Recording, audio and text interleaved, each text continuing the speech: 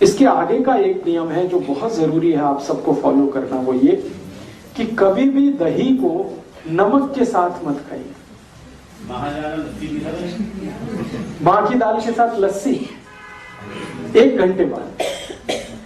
दही को कभी भी नमक के साथ मत खाइए, दही को हमेशा मीठी चीजों के साथ खाइए। दही को शक्कर के साथ खाइए, दही को गुड़ के साथ खाइए, दही को बूरे के साथ खाइए, दही को खांड के साथ खाइए, दही कभी भी नमक के साथ। क्यों? मैं आपको एक छोटा एक्सपेरिमेंट करने के लिए बोलता हूं। आप बाजार में जाइए, कोई भी साइंटिफिक इंस्ट्रूमेंट की दुकान से एक लेंस खरीद लाइए, छोटी चीजों को बड़ा दिखाने वाला जो लेंस होता है, मिल जाता है, 10-12 रुपए का आएगा। एक दिन लाके अपने दही पे लगा के देखिए, तो इतने बैक्टीरिया दिखाई देंगे आपको जो करोड़ों की संख्या में। दही के ऊपर लगा के देख लीजिए, वो इधर जाते हुए उधर जाते हुए घूमते हुए टहलते हुए दिखेंगे। ये सब जीवित हैं और शरीर को ये चाहिए सब जीवित अवस्था में चाहिए, क्योंकि ये बैक्टीरिया दही के साथ जब हम खाते हैं तो अंदर जाके हमारे जो एंजाइम सीक्रेशन है उसको ये बैक्टीरिया बहुत मदद करते हैं। तो दही हम खाते हैं बैक्टीरिया के लिए, जीवाणुओं के लिए दही खाते हैं। दही को आयुर्वेद की भाषा में कहा जाता है जीवाणुओं का घर, और 1-2 नहीं, करोड़ों। 1 कप दही में अगर कैलकुलेट करेंगे 1 करोड़ से ज्यादा जीवाणु। अब होता क्या है कि ये 1 कप दही में जो 1 करोड़ जीवाणु है, ये जीवित आपने खा लिए तो बहुत अच्छा है, शरीर को बहुत काम आने वाले। लेकिन उसी 1 कप दही में 1 चुटकी नमक आपने डाला, 1 मिनट में सारे जीवाणु मर जाएंगे। 1 ही मिनट लगता है उनको मरने। अब वो मर गए तो आपने दही नहीं खाई है, जीवाणुओं की लाश खाई है। वो दही नहीं रह गया, वो जीवाणुओं की लाश हो गया।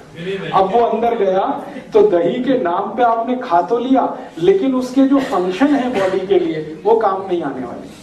दही फिर वेजिटेरियन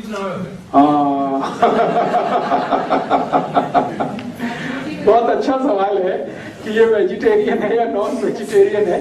थोड़ी देर में मैं बात करूंगा जीवाणुओं पे, तब इसमें से क्लैरिफाई हो जाएगा। अभी जो बात चल रही है वो ये कि 1 चुटकी नमक डालते ही 100 किलो दही के सारे जीवाणु मर जाते हैं। 1 चुटकी तो कोई भी चीज नहीं। हाँ, ये बात सही है, दुनिया में कुछ भी वेजिटेरियन नहीं है।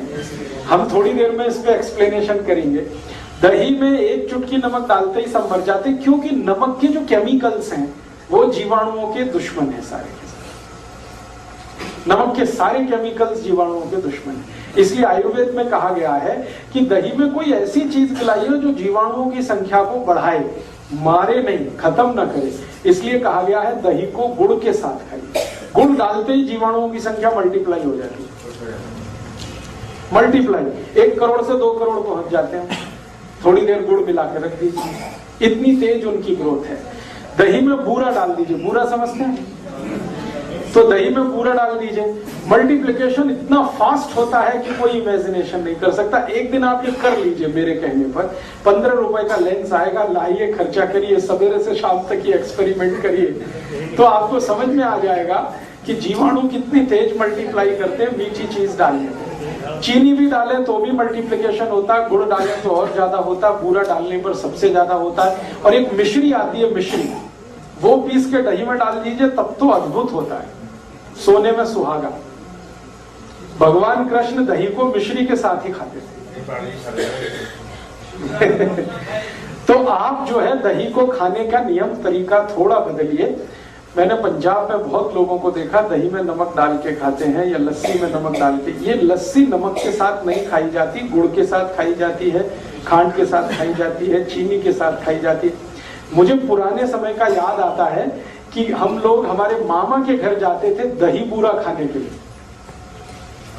दही नमक खाने के लिए कभी कोई कहीं नहीं जाता, दही बूरा खाने जाते थे। और दावतें होती थी गांव में, तो दही के साथ बूरा ही डाला जाता था। बहुत इंटेलिजेंट लोग थे वो सब। अब शुगर जो है वो आपकी एक स्पेसिफिक प्रॉब्लम है, वो तो पूरे देश की नहीं है, आपकी प्रॉब्लम है। तो आप अपनी शुगर को कंट्रोल करने के तरीके मैं बता दूंगा, वो आप करते हुए दही को इस्तेमाल कर सकते हैं। मीठा दही भी इस्तेमाल कर सकते हैं, लेकिन दही के लिए विशेष मैं आपसे कह रहा हूं कि दही में नमक नहीं।